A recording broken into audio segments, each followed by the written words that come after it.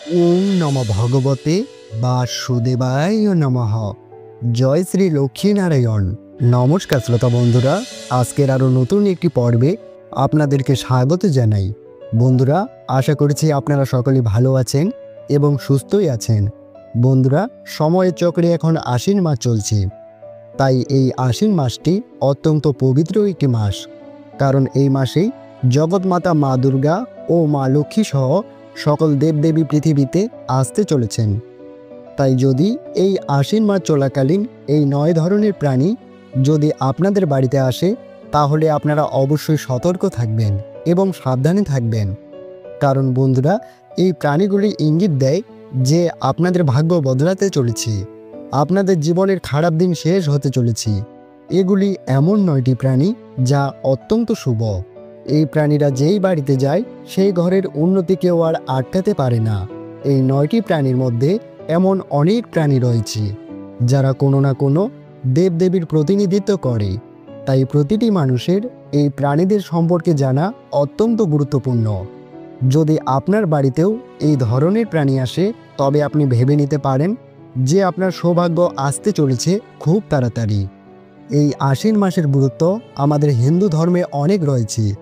কারণ বন্ধুরা, এই মহা আশ্বিন মাসে মহা দুর্গা পূজা ও লক্ষ্মী পূজা রয়েছে। এই মাসে মা দুর্গা ও মা লক্ষ্মী তার ভক্তদের আশীর্বাদ করতে স্বয়ং পৃথিবীতে আসেন। তাই এই মাসটি অবশ্যই বিশেষ গুরুত্বপূর্ণ। বন্ধুরা, আপনাদের সামনেই বিস্তারিত তুলে ধরব এই মহাপবিত্র আশ্বিন মাসে কোন প্রাণীগুলি আমাদের বাড়িতে আসা অত্যন্ত শুভ। তাই আপনাদের কাছে অনুরোধ থাকবে যে ভিডিওটি সম্পূর্ণ দেখুন। ভালো লাগলে অবশ্যই একটি লাইক করুন আর কমেন্টে ভক্তি ভরে একবার লিখুন জয় শ্রীকৃষ্ণ, রাধে রাধে। আমাদের চ্যানেলের নতুন দর্শক হয়ে থাকলে দয়া করে চ্যানেলটিকে সাবস্ক্রাইব করে পাশে থাকা বেল আইকনটি অন করে রাখবেন। তো চলুন বন্ধুরা, মূল পর্বে প্রবেশ করা যাক। সনাতন শাস্ত্র মতে এই আশ্বিন মাসে বহু রীতিনীতি পালন করার মাধ্যমে আমরা আমাদের নানান সমস্যা কাটিয়ে উঠতে পারি। তাই এই আশ্বিন মাসটি অত্যন্ত পবিত্র একটি মাস। এই মাসে নানা কাজের মাধ্যমে আমরা আমাদের ঘুমন্ত ভাগ্যকে জাগিয়ে তুলতে পারি। তাই বন্ধুরা, আপনাদের ভাগ্যটি বদলাতে অবশ্যই সর্বদা সতর্ক থাকবেন। এই আশ্বিন মাস চলাকালীন এই প্রাণীগুলি যদি আপনাদের বাড়িতে আসে, তাহলে তাদের ভুল করেও তাড়াবেন না। তাদের অকারণে কখনোই বিরক্ত করবেন না। এতে করে মা লক্ষ্মী স্বয়ং আপনার বাড়িতে বসবাস করবেন। তাই বন্ধুরা, সর্বদা আপনার ঘরকে পরিষ্কার পরিচ্ছন্ন করে রাখুন। আপনার বাড়ির দরজার সামনে কখনোই নোংরা চপ্পল রাখবেন না। ঘরের জানলা দরজা সময় মতন খুলে রাখুন, যাতে করে মা লক্ষ্মী এসে আপনার বাড়ি থেকে ফিরে না যান। বাড়ির বাতাবরণ শুদ্ধ রাখুন। বাড়িতে শান্তির পরিবেশ বজায় রাখার চেষ্টা করুন। অকারণে ঝগড়া, হানাহানি, মারামারি ইত্যাদি এড়িয়ে চলুন। এই কাজগুলি না করলে মা লক্ষ্মী অত্যন্ত প্রসন্ন হবেন এবং আপনার বাড়িতে অধিষ্ঠান করবেন। তো চলুন বন্ধুরা, জেনে নেওয়া যাক সেই 9টি প্রাণী সম্পর্কে, যেগুলি আপনার বাড়িতে আসার অর্থ যে আপনার ভাগ্য ফিরতে চলেছে। নম্বর 1, প্রজাপতি। বন্ধুরা, যখন কোনো বাড়িতে প্রজাপতি আসে, এটি অনেক শুভ লক্ষণ নিয়ে আসে। প্রজাপতি যেমন রঙিন, তেমনি প্রজাপতি আমাদের জীবনে রং ছড়ায় আর আমাদের জীবন আনন্দে ভরে ওঠে। তাই প্রজাপতি ঘরে আসাকে খুবই শুভ লক্ষণ বলে মনে করা হয়। বাস্তুশাস্ত্রে প্রজাপতি সম্পর্কে সুন্দর বর্ণনা দেওয়া হয়েছে যে যখনই প্রজাপতি বাড়িতে আসে, সেই বাড়ির সময় পরিবর্তন হতে চলেছে। তাই যখনই প্রজাপতি আপনার বাড়িতে আসে, তাকে কখনোই বিরক্ত করবেন না অথবা তাকে কখনোই মারতে যাবেন না। প্রজাপতি সর্বদা শুভ লক্ষণ নিয়ে আসে। নম্বর 2, টিকটিকি। বন্ধুরা, টিকটিকিকে দেবী লক্ষ্মীর প্রতীক বলে মনে করা হয়। প্রায় প্রতিটি বাড়িতেই টিকটিকি দেখাও যায়। কিন্তু আপনি যদি দেখেন যে 3টি টিকটিকি একসঙ্গে আপনার ঘরে ঘুরে বেড়াচ্ছে, এটাকে কিন্তু খুবই শুভ লক্ষণ বলে মনে করা হয়। এছাড়াও যদি ঠাকুরের আসনে টিকটিকি দেখতে পান, তাহলে তা খুবই শুভ। এমনটা দেখলে গঙ্গা জল ছিটিয়ে কোনো মনের ইচ্ছা আপনার ইষ্ট দেবতার উদ্দেশ্যে জানাতে পারেন, তাহলে তা অবশ্যই পূর্ণ হবে। এছাড়াও যদি তুলসী মঞ্চে টিকটিকি দেখতে পান, তাহলে তা অত্যন্ত একটি খুবই শুভ সংকেত। তাহলে তা ধনসম্পত্তি আকর্ষণের বার্তা দেয়। বাস্তুশাস্ত্র অনুসারে দীপাবলিতে টিকটিকি দেখাকে খুবই শুভ ও ভালো লক্ষণ বলে মনে করা হয়। নম্বর 3, মৌমাছি। বন্ধুরা, যদি হঠাৎ করে মৌমাছি আপনার ঘরে বা ঘরের আশেপাশে মৌচাক তৈরি করে, তবে এটি বাড়ির সদস্যদের এবং আপনার জন্য আর্থিক উন্নতি হওয়ার লক্ষণ। বাড়িতে বা বাড়ির আশেপাশে মৌমাছি মৌচাক তৈরি করলে বুঝবেন আপনার দারিদ্রতা ও দুঃখ কষ্টের অবসান হতে চলেছে। মৌমাছিকে সৌভাগ্য এবং সাফল্যের প্রতীক হিসাবে বিবেচনা করা হয়। তারা আত্মবিশ্বাস, বিশুদ্ধতা এবং উৎপাদনশীলতার প্রতিনিধিত্ব করে থাকে। এই কারণেই বাড়িতে মৌমাছির মৌচাক রাখাটিকে ইতিবাচক দিক হিসাবে বিবেচনা করা হয়। এটা বিশ্বাস করা হয় যে এই মৌমাছিরা অমৃতের এবং প্রাচুর্যের প্রতীক হয়ে থাকে, ব্যক্তির জীবনে ভাগ্য এবং অর্থকে আকর্ষণ করে। নম্বর 4, পিঁপড়ে।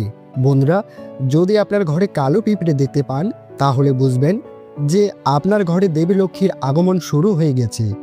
জ্যোতিষশাস্ত্র এবং বাস্তুশাস্ত্র অনুসারে যদি আপনার ঘরে পূর্ব দিক থেকে পিঁপড়ে বের হয়, তাহলে বুঝবেন যে আপনার ভাগ্য খুব শীঘ্রই জাগ্রত হতে চলেছে। খুব শীঘ্রই আপনার দুঃখের দিন শেষ হতে চলেছে। যদি পশ্চিম দিক থেকে পিঁপড়ে বের হয়, তাহলে বুঝবেন যে আপনি কোনো শুভযাত্রায় যেতে চলেছেন। যদি উত্তর দিক থেকে পিঁপড়ে বের হয়, তাহলে বুঝুন যে আপনার বাড়িতে বিবাহ সংক্রান্ত সমস্যা দূর হতে চলেছে। বহুদিন ধরে আটকে থাকা বিবাহ সংক্রান্ত বাধা খুব শীঘ্রই সমাধান হতে চলেছে।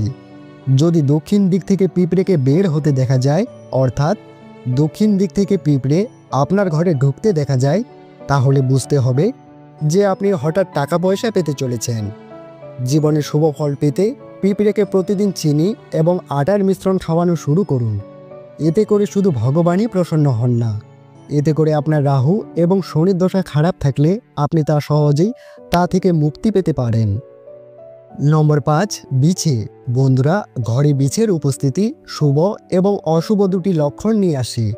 যদি আপনি দেখেন যে আপনার পুজোর ঘরে বিছে দেখা যাচ্ছে, তবে এটি সৌভাগ্যের লক্ষণ। এছাড়াও আপনি যদি দেখেন যে আপনার ঘরে বিছে দেখা যাচ্ছে আবার হঠাৎ করে অদৃশ্য হয়ে যাচ্ছে, তাহলে বুঝবেন যে কোনো আটকে থাকা কাজ সম্পূর্ণ হতে চলেছে। আবার যদি বাড়ির মূল দরজা দিয়ে একটি বিছেকে ঘর থেকে বেরিয়ে যেতে দেখা যায়, তাহলে বুঝবেন যে বাড়ির সব সমস্যাকে সেই বিছে নিজের সাথে করে বের হয়ে যাচ্ছে। কিন্তু যদি ঘরের ভিতরের দিকে আসতে দেখা যায়, তাহলে এটি বাড়িতে সমস্যা নিয়ে আসে। যদি বাড়ির মেঝেতে মৃত বিছে দেখতে পান, তাহলে এর অর্থ হলো যে বাড়িতে কোনো বড় ধরনের বিপর্যয় ঘটতে চলেছিল, যা ইতিমধ্যেই কেটে গেছে।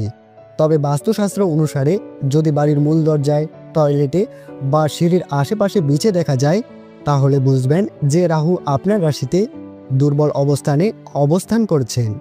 ভবিষ্যতে আপনিও কোনো বড় ধরনের রোগে ভুগতে পারেন। 6 নম্বর, ভ্রমর। বন্ধুরা, যদি কালো ভ্রমর আপনার বাড়িতে আসে, তবে সে আপনার ঘরকে সুখ শান্তিতে ভরে দেয়। এরপর আপনার জীবনে এত বেশি সুখ আসবে যা আপনি কখনো কল্পনাও করতে পারবেন না। ভ্রমর আপনার জীবনের পরিবর্তনের সংকেত নিয়ে আসে। বাস্তুশাস্ত্র অনুসারে যে ঘরে ভ্রমরের আগমন ঘটে, সেই ঘরে ভগবান কবিরের প্রবেশ ঘটে। ভগবান ধনকবির তার জন্য ধনসম্পদের ভাণ্ডারের দরজা খুলে দেন সেই ব্যক্তির জন্য।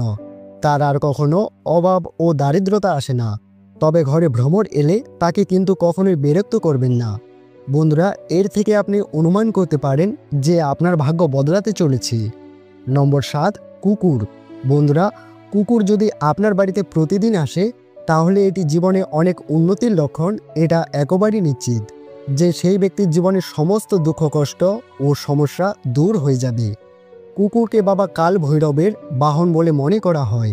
এছাড়াও বাস্তুশাস্ত্র অনুসারে বলা হয়েছে যে বাড়িতে কুকুর আসে এবং খাবার খায়, তাদের বাড়িতে বাস্তুতে নেগেটিভ শক্তি প্রবেশ করতে পারে না। সেই কুকুর তাদের বাড়িকে রক্ষা করে এবং সেই ব্যবসা ক্ষেত্রে এবং চাকরি ক্ষেত্রে অনেক উন্নতি করতে পারে। নম্বর 8, গরু। ধর্মীয় বিশ্বাস অনুসারে গরুকে গোমাতা হিসাবে গণ্য করা হয়। গোমাতার মধ্যেই সমস্ত দেবদেবীর অবস্থান করেন। তাই যদি হঠাৎ করে আপনার বাড়িতে কোনো গোমাতার আগমন ঘটে, তবে এটি আপনার বাড়িতে সুখ শান্তির আগমন ঘটার ইঙ্গিত প্রদান করে এবং যে কোনো নেতিবাচক শক্তি থাকলে তা দূর হতে চলেছে। তো শ্রোতা বন্ধুরা, এই ধরনের প্রাণী যদি আপনাদের বাড়িতে প্রবেশ করে, তবে আপনি বুঝতে পারবেন যে আপনার জীবনে এবার সুখ আসতে চলেছে। কিন্তু এখানে একটা গুরুত্বপূর্ণ কথা আমাদের জানা উচিত। আমাদের মধ্যে অনেকেই আছেন, অথবা বিশেষ করে শিশুরা, যারা ভুল করে কোনো প্রাণীকে, যেমন পিঁপড়ে হোক বা ছোট পোকামাকড় হোক, এদেরকে তারা মেরে ফেলেন। এই কাজটা কিন্তু একেবারেই করা ঠিক নয়। বন্ধুরা, ছোটরা ভুলবশত এই কাজটা করে থাকে, কিন্তু তারা বোঝে না। কিন্তু আমাদের বড়দের তাদেরকে বোঝানো উচিত যে কোনো প্রাণীকেই আমাদের অকারণে কখনোই মারতে নেই। এতে করে ভগবান আমাদের প্রতি অনেক রুষ্ট হন। অবশেষে বন্ধুরা, এই প্রাণীগুলি যদি আপনাদের বাড়িতে এসে থাকে তাহলে কিন্তু অবশ্যই আমাকে কমেন্টে জানান। ভগবান শ্রীকৃষ্ণ বলেন, মন শান্ত রাখার চেয়ে বড় সম্পদ এই দুনিয়ার আর কিছুই নেই। যে ব্যক্তি নিজের মনকে শান্ত রাখতে শিখে গেছে তার চেয়ে বড় ধনী আর কেউ হতে পারে না। সময় কখনো মানুষের তৈরি পথে চলে না, মানুষকে সময়ের দেখানো পথে চলতে হয়। একেই তো বলে নিয়তি। জীবন তো তখনই কঠিন লাগে যখন আমরা নিজেকে পরিবর্তন করার বদলে পরিস্থিতিকে বদলাতে চাই। সত্য কখনো দাবি করে না যে সে সত্য, কিন্তু মিথ্যে সর্বদা দাবি করে যে শুধুমাত্র সেই সত্য। তো বন্ধুরা, আজকের এই ভিডিওটি এখানেই শেষ করছি। আশা করছি ভিডিওটি আপনাদের ভালো লেগেছে। যদি ভালো লাগে তাহলে অবশ্যই একটি লাইক করবেন, আর কমেন্টে ভক্তি ভরে একবার লিখবেন জয় শ্রীকৃষ্ণ।